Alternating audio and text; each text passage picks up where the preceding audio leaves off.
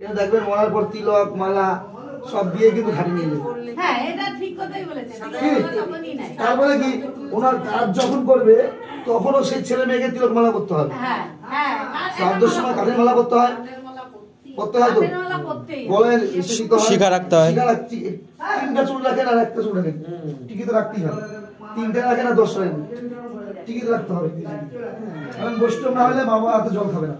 ওই জন্য শ্রাদ্ধের পর 10 দিনের পরে তাকে বৈষ্ণব করানো হয়।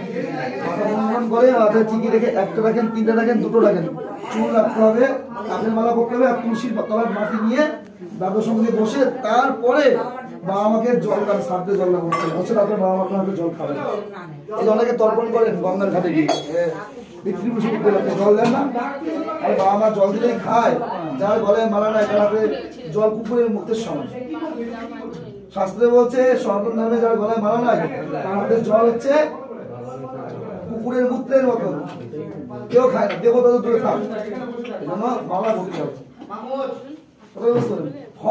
আপনি হন না রামকৃষ্ণ মিশনের লোক, আপনি হন না অনুকূল ঠাকুরের ভক্ত, আপনি হন না বাবা লোকনাথের ভক্ত, কিন্তু আমরা আগে কি, আমি বাঙালি, হিন্দুস্তানি, মারওয়াড়ি, ও হচ্ছে কন্নড়ি, যাই বলে না কেন সবার আগে আমরা কি ভারতীয়, সবার আগে আমরা কি ঠিক তদ্রুপ।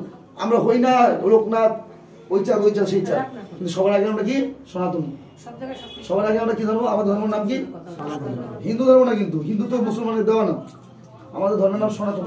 সনাতন কথা মানে কি, যার সৃষ্টি এবং বিনাশ নাই, যার অন্ত এবং আদি নাই। প্রত্যেকটা ধর্মের প্রচারক আছে। ইসলাম ধর্মের প্রচারক কে? হযরত মুহাম্মদ। খ্রিস্ট ধর্মের প্রচারক কে? যিশু। আর জৈন ধর্মের প্রচারক কে? মহাবীর। বৌদ্ধ ধর্মের প্রচারক কে? ভগবান বুদ্ধ। আর আমাদের ধর্মের প্রচারক কে? জানেন, আমাদের ধর্ম কেউ প্রচার করে নাই জন্ম থেকে। যেমন মুসলমানের জন্ম হলে মুসলমানই করে না, জন্ম হওয়ার পর মুসলমানের করে, বাচ্চাদের মুসলমানই করে। হয়েছে নিমন্ত্রণ নাই, আমারও ছিল নিমন্ত্রণ, আমরা যাইনি। হ্যাঁ, মুসলমানই করে, আর আমাদের হিন্দুদের হিন্দুই করে। আমাদের জন্ম থেকে হিন্দু, আর ওরা জন্ম থেকে হিন্দু হইয়া ওরা মুসলমানই করে, মুসলমান। বুঝলেন? তাহলে আমরা জন্ম থেকে সনাতন ধর্ম। হরে কৃষ্ণ।